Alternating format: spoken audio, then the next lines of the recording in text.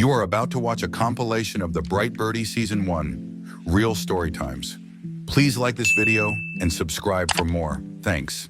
You're done, John Pork. We're over, Elsa shouted. Elsa, please, I gave you everything, John Pork cried, his pig snout trembling. You're boring, John. Go roll in some mud or something, she snapped, before storming off, leaving him heartbroken in the snowy park. Her words cut deeper than the frostbite. For weeks, John threw himself into training. He lifted weights, ran, practiced all forms of martial arts, and meditated to become his best self. One day, after months of discipline, he caught the attention Hawk Tua girl, a fierce, confident country girl with a sharp wit. They began dating, and soon enough she proposed. "I think you've earned my hand in marriage, Pork," she said, confident as ever. They were perfect for each other. Elsa tried calling John Pork, but he always declined. "You're off the team, you ugly boy," the plump ginger coach yelled. "Please, coach. I tried my best," the black boy cried, holding his rugby ball. "You suck. Get out of my sight." The team burst into laughter as the heartbroken boy walked away, head held low. Weeks passed. He practiced alone, under a tree in the park, throwing and catching the ball every day. He wasn't trying to prove anything, just trying to be better. One day, a man with long dreads saw him. "You've got talent, kid. Come train with me." The boy worked harder than ever, growing stronger and more confident. Over time, he grew his own dreads and stopped caring about the words that once hurt him. At the big tournament, he stepped onto the field with his new team. His old coach and teammates watched in shock as he scored again and again. When the game ended, he walked past them, mewing. He wasn't that sad little boy anymore. He had become an unstoppable dreadhead. "Get out of here, you black cat," the woman shouted, slamming the door. The sad little kitty walked down the road. "Why doesn't anyone love me?" he thought. As he wandered, he didn't notice the car speeding toward him. He froze in the middle of the road, his eyes wide with fear. "Watch out!" a young girl shouted, running toward him. She scooped him up just in time, falling to the ground as the car sped past. The kitten blinked, stunned, as the girl cradled him in her arms. "You're safe now," she said softly. The kitten purred for the first time, pressing into her chest. As they walked home together, the sun rose, painting the sky with light. For the first time, the black kitten felt loved. "It's over, Walter. You're bald, broke, and pathetic," Skylar yelled, throwing the bills in his face before storming out. Walter White, a sad McDonald's employee, sat alone, staring at the pile of unpaid bills. He needed money. After weeks of hustling, Walter met with Jesse Pinkman, a candy dealer. "Yo, Mr. White, I'm selling candy at parties. You in?" he asked. "If we're doing this, we do it right," Walter said. Let's cook. They started cooking high-end addictive candy in Walter's garage, selling it to kids, partygoers, anyone with a sweet tooth. Business boomed, but success brought danger. I am Local the businessman danger. Gustavo approached them. "You want protection? You work for me."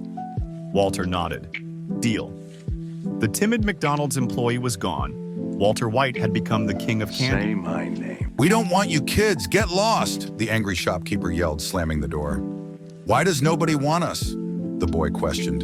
The kids were hungry, but everyone ignored them. Nobody would give them any food. "Maybe we'll always be alone," the girl said, tears rolling down her cheeks.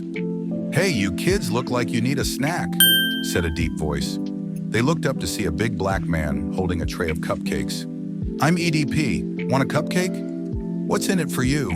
the little girl questioned. EDP smiled. "When I was a kid, no one helped me, so I help others now." The kids hesitated, then grabbed the cupcakes. For the first time, they smiled. "You're not invisible," EDP said. "You matter."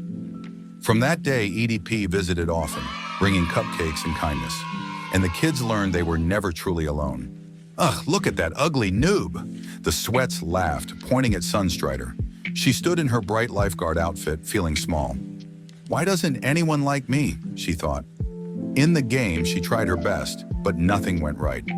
"You're so bad," a teammate shouted before leaving her behind. "Subscribe and comment if you think Sunstrider is pretty. Thank you." She hid in a bush, her heart heavy. "Maybe I really am ugly and useless," she whispered, tears in her eyes. "Hey there," a kind voice called out. She looked up to see Mr. Beast smiling at her. "Need a teammate?" he asked. "You want to play with me?" she asked, surprised. "Yeah, let's win this," he said. With Mr. Beast's help, they got a victory royale. For the first time, Sunstrider felt happy and like she mattered. "Get out, you gross black turtle," the fisherman yelled, throwing the baby black sea turtle onto the trash-covered beach. The little turtle crawled slowly over sharp cans, plastic bottles, and tangled nets. "Why does everything hurt so much?" he thought, crying. It began to rain. He hid under a pile of junk, cold and scared. "I'm all alone," he whispered. A boy saw him struggling. "Hey, little turtle," the boy said, rushing over. The turtle stopped, afraid. "No one wants me," he thought sadly. "I want him," the boy said, holding the turtle gently. "He needs help." The boy's dad shook his head. "We don't need that ugly black thing," the dad said, turning away. The boy hugged the turtle, his eyes filling with tears. "He's not gross. He deserves love. Like this video to show the world that even the smallest creatures deserve a chance. Save the turtle." Save me! "Leave me alone, Jimmy," Raj shouted as the bully shoved him to the ground. "Cry about it, Indian boy." Jimmy laughed, walking off. Later, Raj wandered into a quiet dojo, where an old man named Mr. Miyagi was sweeping. Do you want to stop bully? Come back tomorrow at 5 in morning. Raj returned, expecting karate lessons, but Miyagi had him wax floors, paint fences, and sand wood. Frustrated, Raj didn't realize he was building strength and discipline. Weeks later, Miyagi handed him a uniform. Now you ready? At the tournament, Jimmy mocked him.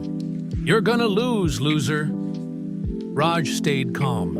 The fight was tough, but Raj remembered Miyagi's lessons.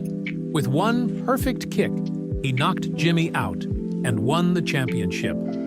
As Raj held the trophy, he smiled at Miyagi, who nodded proudly. Raj had beaten the bully. He had become the boss. "Please, take anything," Jonathan Wick begged, ketchup dripping down his face. The thug laughed. "It's not about your stuff, old man."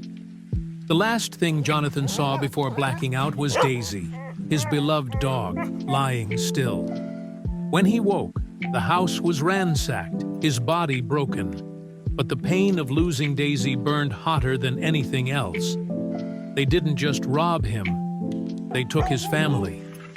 He geared up with Nerf guns and began his mission for vengeance. Jonathan tracked the gang. One by one, he hunted them down. "It's just a dog," Vince, the gang leader, cried. Jonathan's eyes narrowed. She was everything.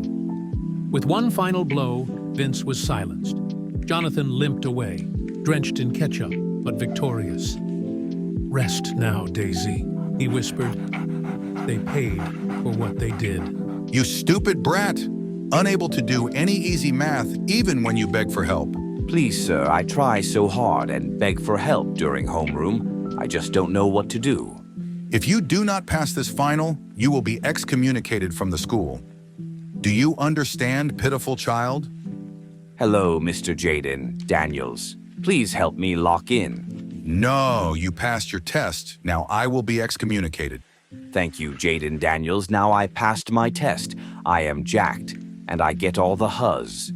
"Get out, you ugly dog!" the farmer shouted, slamming the gate. The puppy's ears drooped. "Why doesn't anyone want me?" he thought. The poor and defenseless puppy walked away. That night, he curled up under a bush. His tummy rumbled. "I'm all alone," he said softly. "Maybe I am ugly." "You!" "What is that thing?" a man yelled. He shivered in the cold, tears filling his eyes. "No one will ever love me," he thought. In the morning, a boy found him. "Hey, little dog," the boy said. "Are you okay?" The puppy looked up. "No one wants me," he said sadly. "I want you," the boy said, picking him up. "Come with me." "Really?" the puppy asked, his tail wagging just a little. "Really," the boy smiled. The puppy snuggled close, feeling warm and safe. Finally, he felt loved. Thank you for watching. Comment which story time you like the most down below.